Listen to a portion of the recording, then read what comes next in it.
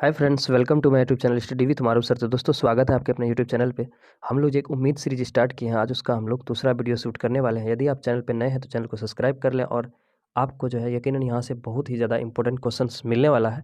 सभी क्वेश्चंस को आप गौर से देखें और लास्ट क्वेश्चन तक देखें। आपको अंतिम तक बने रहे वीडियो में एक अच्छा जीके का कलेक्शन आपको देखने को मिलेगा। आप किसी भी एग्जाम का तैयारी करते हैं, उन सभी एग्जाम के लिए स्टैटिक्स जीके का एक महत्वपूर्ण सीरीज है ये। तो चलिए देखते हैं दोस्तों, पहला क्वेश्चन शुरू करते हैं। आज का पहला क्वेश्चन आपका कि भगवान बुद्ध को ज्ञान की प्राप्ति कहाँ हुई थी। यानी आपको पता होना चाहिए भगवान बुद्ध का जो ज्ञान की प्राप्ति कहाँ पर हुई थी। बिहार में हुई थी। और बिहार के किस जगह स्थान पर हुई थी? बोध गया में।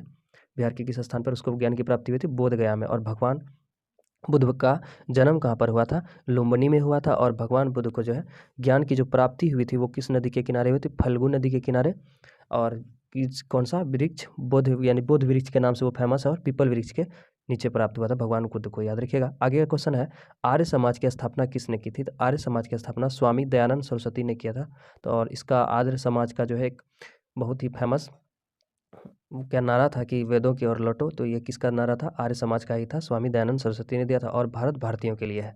आगे देखते हैं दोस्तों, आगे क्वेश्चन है, पंजाबी भाषा की लिपि कौन सी है? पंजाबी भाषा की लिपि जो है कौन सी भाषा लिपि में लिखी जाती है? पंजाबी गुरुमुखी लिपि में लिखी जाती है। और गुरुमुखी लिपि का जो है जनक किसे कहा गया है? गुरु अंगद को। आगे है, भारत की मुख्य भूमि का दक्षिणतम किनारा कौन सा है? देखिए, याद रखिएगा आपको, भारत का मुख्य भूमि का दक्षिणतम किनारा अगर आपसे पूछे तो आप कन्याकुमारी बताइएगा। लेकिन अगर आपको पूछे कि भारत का सबसे दक्षिणतम बिंदु कौन है, मुख्य भूमि नहीं, लेकिन अगर भारत का दक्षिणतम बिंदु पूछे तो वो इंदिरा पॉइंट है, जो कि आपका अंडमान निकोबार द्वीप में है। आगे देखते हैं दोस्तों, और भारत का सबसे उत्तर का बिंदु आपका क्या है? इंदिरा कौल है। आगे का क्वेश्चन आपका, आगे क्वेश्चन है, भारत में सबसे पहले सूरज किस राज्य में निकलता है? देखिए, भारत में सबसे पहले सूरज जो है अरुणाचल प्रदेश में निकलता है। और उगता हुआ सूरज का देश का नाम से किसे जाना जाता है? जापान को जाना जाता है। आगे है नेक्स्ट क्वेश्चन आपका, इंसुलिन का प्रयोग किस बीमारी के उपचार में होता है? तो इंसुलिन का उपयोग जो है आपका मधुमेह रोग, यानी जिसे हम लोग घर के भाषा में ज़्यादा से ज़्यादा चीनी रोग कहते हैं और डायबिटीज़ के नाम से जानते हैं। आगे है, बिहू किस राज्य का प्रसिद्ध त्यौहार है? तो बिहू जो है आपका असम का प्रसिद्ध त्यौहार है। और असम की राजधानी क्या है? दिसपुर है। आगे देखते हैं, आगे है, कौन सा विटामिन आंवले में प्रचुर मात्रा में मिलता है? कौन सा विटामिन जो कि आंवला में प्रचुर मात्रा में पाया जाता है? तो वो है विटामिन सी। और जितने भी खट्टे फल हैं, खट्टे फलों में अक्सर विटामिन सी ही पाए जाते हैं। भारत का प्रथम गवर्नर जनरल कौन था? भारत का प्रथम गवर्नर जनरल, इसको ध्यान रखिएगा, गवर्नर जनरल तो विलियम बेंटिक था। और भारत का प्रथम गवर्नर पूछेगा तो वॉरेन हेस्टिंग्स था। और आपके पास पूछा जाएगा कि भारत का बंगाल का प्रथम गवर्नर कौन था? तो बंगाल का प्रथम गवर्नर कौन था आपका? रॉबर्ट क्लाइव था। सॉरी, बंगाल का गवर्नर जनरल कौन था आपका? Warren Hastings. दोस्तों में गलती हो गया था। आगे देखिए दोस्तों, आगे है, कागज का आविष्कार किस देश में हुआ? तो कागज का आविष्कार जो है आपका कहाँ पर हुआ है? चीन में हुआ है। और गौतम बुद्ध का बचपन का नाम क्या था? सिद्धार्थ। याद रखिएगा, गौतम बुद्ध का बचपन का नाम सिद्धार्थ था। और गौतम बुद्ध को है ज्ञान की प्राप्ति कहाँ पर? अभी हम लोग पहला क्वेश्चन में डिस्कस किए थे, कहाँ पर हुआ था? बोध गया में प्राप्त हुआ था। और गौतम बुद्ध का जन्म कहाँ पर हुआ था? आपका लुम्बिनी में हुआ था, याद रखिएगा। और उसका जो है महापरिनिर्वाण, यानी कि गौतम बुद्ध का जो मृत्यु कहाँ पर हुआ था? कुशीनगर में। आगे है, भारत में सशस्त्र बलों का सर्वोच्च सेनापति कौन होता है? यानी कि सशस्त्र बल जो होता है उसका सर्वोच्च सेनापति कौन होता है? राष्ट्रपति होता है, भारत का राष्ट्रपति। और याद रखिएगा कि देश का प्रथम नागरिक भी कौन होता है? राष्ट्रपति ही होता है। आगे है, रोतुंदी किस विटामिन की कमी से होती है? तो रोतुंदी जो है विटामिन ए की कमी से होती है। रोतुंदी यानी रात को कम दिखना। आगे है दोस्तों, आगे क्वेश्चन को डिस्कस करते हैं, पोंगल किस राज्य का त्यौहार है? पोंगल आपका क्या है? तमिलनाडु राज्य का त्यौहार है। यानी पोंगल जो किस राज्य में मनाया जाता है? तमिलनाडु में मनाया जाता है। गिद्ध और भंगड़ा किस राज्य का गिद्धा और भंगड़ा किस राज्य का लोक नृत्य है? गिद्धा और भंगड़ा, भंगड़ा तो अक्सर आप सुने होंगे, भंगड़ा पाले अक्सर गाना होता है, पंजाब का होता है ये बंदा। यानी कि भी गिद्ध और भंगड़ा किस राज्य का लोक नृत्य है? पंजाब का है। टेलीविजन का आविष्कार किसने किया? टेलीविजन का आविष्कार कौन किया है? जॉन लॉगी बेयर्ड। याद रखिएगा, टेलीविजन का आविष्कार कौन किया है? जॉन लॉगी बेयर्ड। और मोबाइल का आविष्कार कौन किया है? Martin Cooper. भारत की पहली महिला शासिका कौन थी? भारत की पहली महिला शासिका कौन थी?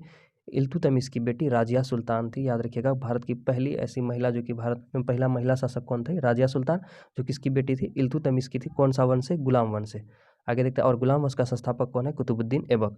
उसी ने, कुतुबुद्दीन ऐबक ही ने जो है कुतुब मीनार का निर्माण कराया था। और 2.5 दिन का झोपड़ा, उसे ही लाख बख्श या कुरान बख्श भी कहा जाता है। और चौगान खेलते समय यानी कि उसका घोड़ा से गिरने से मौत हो गया था। आगे है, मछली किसकी सहायता से सांस लेती है? तो मछली जो है गिल्स यानी गलफड़े की सहायता से सांस लेती है।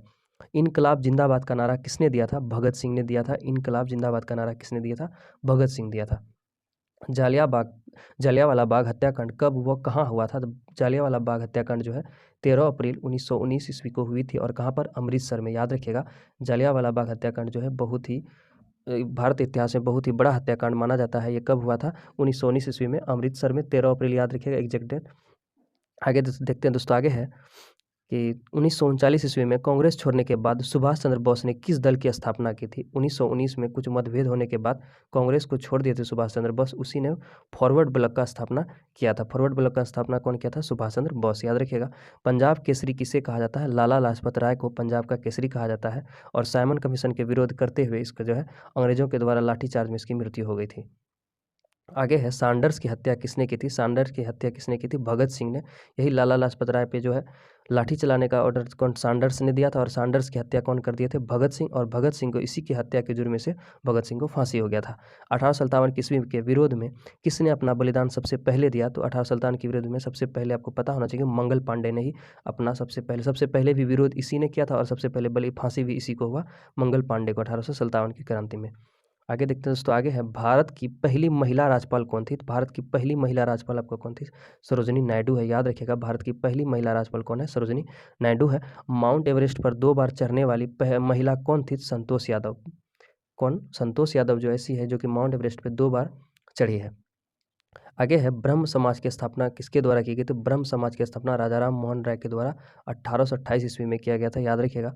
आगे है दोस्तों, आगे है, स्वामी दयानंद सरस्वती का मूल नाम क्या था? स्वामी दयानंद सरस्वती जो कि वेद समाज का संस्थापक था, आर्य समाज का संस्थापक जिसे कहा जाता है, वो कौन है? उसका नाम क्या था? मूल रूप से मूल शंकर था। वेदों की ओर लौटो किसका नारा था? दयानंद सरस्वती का, अभी इससे पहले हम बोले भी थे। और भारत भारतीयों का है, ये किसका था? वेद समाज का था, आर्य समाज का था। रामकृष्ण मिशन की स्थापना किसने की थी? तो रामकृष्ण मिशन की स्थापना कौन? स्वामी विवेकानंद ने किए थे। तो दोस्तों आज लोग हम लोग जो है 30 इंपॉर्टेंट क्वेश्चन का डिस्कशन कर लिए। यदि आप चैनल पर नए हैं तो चैनल को सब्सक्राइब कर लें। अगर वीडियो अच्छा लगा तो अपने दोस्तों के साथ शेयर करना ना भूलें। और इसका आपका PDF जो है आपको टेलीग्राम के चैनल पे मिल जाएगा और टेलीग्राम के चैनल का लिंक आपको डिस्क्रिप्शन में मिल जाएगा। तो दोस्तों मिलते हैं नेक्स्ट वीडियो में नई GK क्वेश्चन के साथ। तब तक के लिए धन्यवाद।